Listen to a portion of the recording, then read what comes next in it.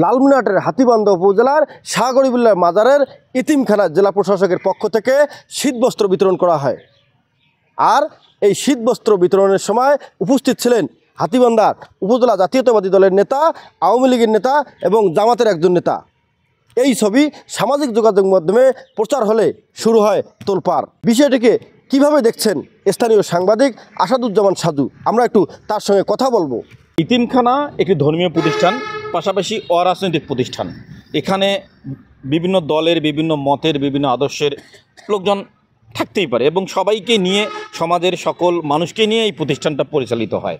গতকালকের যে ছবিটি নিয়ে তোলপাড়, যে জেলা প্রশাসক মহোদয়ের শীতবস্ত্র বিতরণ অনুষ্ঠানে বিএনপির আহ্বায়ক ছিলেন, জামাতের কর্মপরিষদের সুরা সদস্য ছিলেন এবং আওয়ামী লীগের উপদেষ্টা মণ্ডলীর সদস্য ছিলেন। এই ছবিটি নিয়ে সামাজিক যোগাযোগ মাধ্যমে তোলপাড়। এই ছবিটি নিয়ে আমি যেটি বলবো সেটি হলো প্রোগ্রামটি ইতিমখানার। আর আমি যতটুকু জানি এখন পর্যন্ত ইতিমখানার সভাপতি রয়েছেন মনোয়ার হোসেন দুলু, যিনি উপজেলা আওয়ামী লীগের উপদেষ্টা। কিন্তু তিনি এখানে এই ইতিমখানার সভাপতি হিসেবে তিনি তার প্রোগ্রামে থাকবেই। পাশাপাশি এখানে দাওয়াত পেয়ে হয়তো এসেছেন মোশাররফ হোসেন উপজেলা বিএনপির আহ্বায়ক এবং জামাতের নেতা হাবিবুর রহমান ছাতা। তারা তো দাওয়াত পেয়ে এসেছেন। তারা তো আর যখন তাদেরকে দাওয়াত দিয়ে তারা তো এটা তো বলা তার ক্ষমতা রাখে না যে ওই দাওয়াতে আর কাকে কাকে দাওয়াত দিয়েছেন। ভাই, আপনি আমাকে দাওয়াত দিয়েছেন, আমি তো যাব। এখন আসার পর যদি দেখে যে এরকম, তখন তো তিনি যদি চলে যায়, একটা সামাজিকতা রক্ষার জন্য তিনি চলে যেতে পারে না, বা বিব্রতকর পরিস্থিতি হতে পারে, এইগুলো যায়নি। পাশাপাশি মনোয়ার হোসেন দুলু এই ইতিমখানার যে সভাপতি, তিনি সিঙ্গিমারি ইউনিয়ন পরিষদের চেয়ারম্যান এবং হাতীবান্ধা উপজেলা আওয়ামী লীগের উপদেষ্টা। তিনি ব্যক্তি মনোয়ার হোসেন দুলু নিয়ে একটা কিন্তু তার বাড়তি গ্রহণযোগ্যতা আছে। পাশাপাশি তাকে যদি তার এই এখানে যদি আসাটা অবৈধ বা অনৈতিক হয়ে থাকে বা যেটা নিয়ে বিতর্কিত হয়, তাহলে আমার প্রশ্ন হলো যে তিনি এতদিন ধরে তাহলে এই ইতিমখানার সভাপতি কীভাবে আছেন? সেটি সামগ্রিকভাবে বিএনপি জামাতের ব্যর্থতা, যেটা আপনারা তাকে ওখান থেকে সরাতে পারেনি।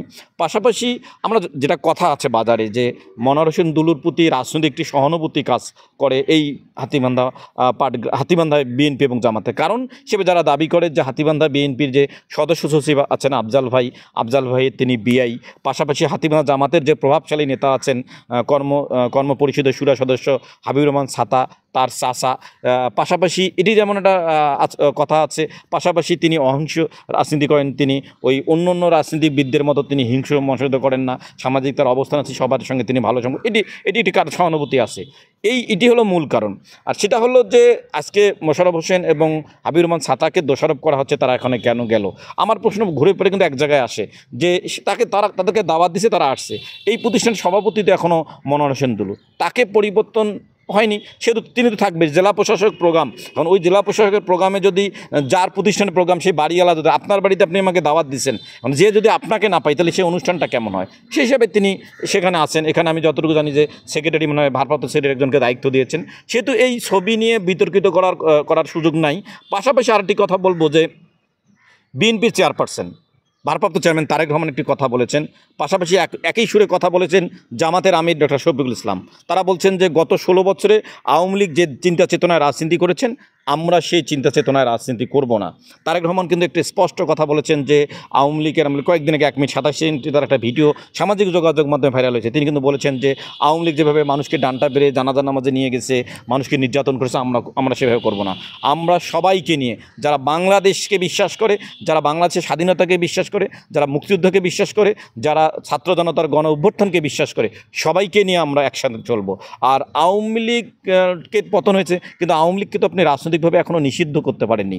যেগুলো তার ছাত্রলীগের কোনো ছেলে যদি এখানে উপস্থিত থাকতো, কারণ ছাত্রলীগ নিষিদ্ধ সংগঠন, আওয়ামী লীগকে তো আপনি নিষিদ্ধ সংগঠন করতেন, হয়তো তাদের বিরুদ্ধে আর দুলুভাইয়ের নামে এখন পর্যন্ত কোনো মামলাও হয়নি। সে কারণেই তারেক রহমানের বক্তব্য যদি বলে আপনি মেনে নেন, বা ডক্টর শফিকুর রহমান জামাতের আমির তিনি যেটা বলেছেন যে সবাইকে নিয়ে, সবাইকে ক্ষমা করে নিয়ে নতুন বাংলাদেশ আমরা করব, তাদের বক্তব্য যদি মেনে নেন, তাহলে আমি মনে করি এটি ভালো দৃষ্টি, শুভ দৃষ্টি, এবং এটি শুভকর বিষয় যে আসুন আমরা যে দলের হই, যে আদর্শের হই, যে মতের হই, আমরা একখানে হয়ে এক ছাতার নিচে আমরা রাজনীতি করি। তার মানে ধর্মীয় প্রতিষ্ঠানগুলোকে অন্তত রাজনৈতিক প্রভাব যেন মুক্ত করা হয়। হ্যাঁ, ধর্মীয় প্রতিষ্ঠানগুলোকে রাজনৈতিক প্রভাব মুক্ত করা প্রয়োজন, যেটি আমি ব্যক্তিগতভাবে মনে, কিন্তু গত 16 বছরে এটি হয়নি, ভিন্ন কারণে হয়নি। এখন গত 16 বছর হয়নি দেখি আপনারা এখনও হবেন তা তো না। আমি যেটি কথা বারবার বলছি যে বিএনপির ভারপ্রাপ্ত চেয়ারম্যান তারেক রহমান এবং জামাতের আমির বারবার ডক্টর শফিকুল ইসলাম বারবার কিন্তু তাদের বক্তব্যগুলো শুনে তিনি কিন্তু বলছেন যে না, আমরা যার যেখানে যোগ্য, কোনো আমরা রাজনৈতিক বিবেচনায় কোনো নিয়ে আসবো না। কয়েকদিন আগে এই লালমনিরহাট জেলা বিএনপির সভাপতি অধ্যক্ষ আসাদুল্লাহ ইবদুলুর কেমন লালমনিরহাট চাই একটু প্রোগ্রামে আমি গেছিলাম, সেখানেও কথা কিন্তু উঠে এসেছে যে যে আদর্শের হোক, যে দলের হোক, যে যোগ্য তাকে রাখবো। এবং ধর্মীয় প্রতিষ্ঠান কেন, তিনি বলেছেন ধর্মীয় প্রতিষ্ঠান, শিক্ষা প্রতিষ্ঠান এগুলোকে রাজনৈতিক মুক্ত করব। তাহলেই যে গত 16 বছরের চেয়ে আমরা তো মানুষকে ভিন্ন কিছু দিছি, এইটা আমরা দিতে পাবো। যদি আমরা ওই গত আওয়ামী লীগের 16 বছরের মতো যদি আমরাও এখন এটা এমন করি যে ওই তারা যে পরিকল্পনায় চলছে আমরা ওই পরিকল্পনায় চলছে, তারা যে রুটে চলছে ওই রুটে যদি আমরাও এখন চলি, তাহলে আওয়ামী লীগ বিএনপি জামাতের মধ্যে পার্থক্যটা কি থাকলো ভাই? এতিমখানা একটি ধর্মীয় প্রতিষ্ঠান, এটি অরাজনৈতিক প্রতিষ্ঠান। সকলের সহযোগিতায় এই প্রতিষ্ঠানগুলো গড়ে ওঠে।